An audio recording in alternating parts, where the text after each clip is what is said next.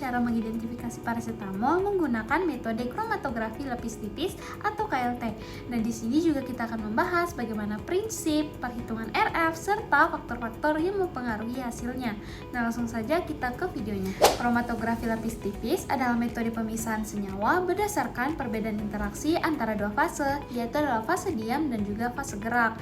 Nah, jadi fase diam biasanya berupa silika gel yang bersifat polar, sedangkan fase gerak adalah pelarut yang akan naik melalui kapilaritas. Nah, jadi senyawa yang lebih polar akan tertahan lebih kuat di fase diam sehingga bergerak lebih lambat. Sebaliknya, senyawa yang bersifat non-polar akan bergerak lebih cepat mengikuti fase gerak. Nilai RF atau retention fact itu digunakan untuk mengidentifikasi senyawa. RF dihitung dengan membandingkan jarak yang ditempuh senyawa dengan jarak yang ditempuh oleh pelarut. Nah, jadi jika nilai RF sampel itu sama atau mendekati dengan nilai RF baku, maka kemungkinan besar senyawa tersebut adalah sama. Nah, adapun rumus dari RF sendiri yaitu adalah jarak noda sampel dibahagi dengan jarak pelarut.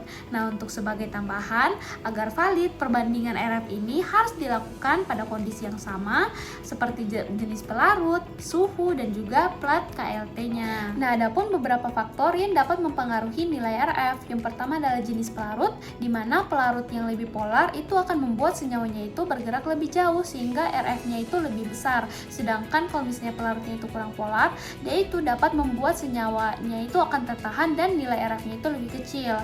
Nah, selanjutnya itu adalah ketebalan fase diam atau silika gelnya, yang dimana silika gel yang lebih tebal itu dapat memperlambat pergerakan senyawa karena hambatannya itu lebih besar sehingga RF-nya itu menjadi lebih kecil.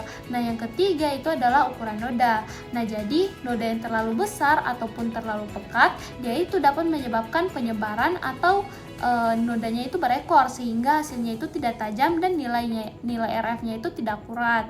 Nah, selanjutnya itu adalah suhu dan juga kelembapan, di mana perubahan suhu dan juga kelembapan ini dapat mempengaruhi interaksi senyawa dengan silika sehingga nilai RF-nya itu dapat berubah. Dan yang kelima itu adalah saturasi chamber, di mana chamber yang tidak jenuh itu dapat menyebabkan pergerakan pelarutnya itu tidak stabil sehingga nilai RF-nya itu tidak konsisten.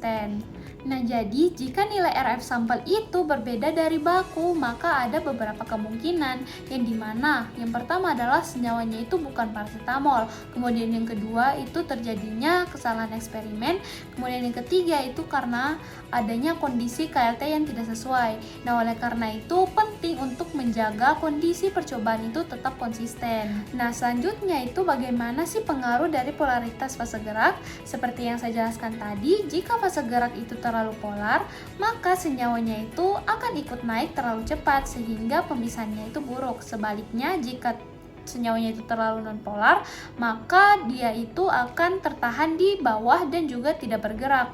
Maka dari itu pemilihan pelarut itu harus sesuai agar terjadi pemisahan yang optimal. Sekian video penjelasan dari saya, mohon maaf apabila banyak kesalahan kata. Wassalamualaikum warahmatullahi wabarakatuh.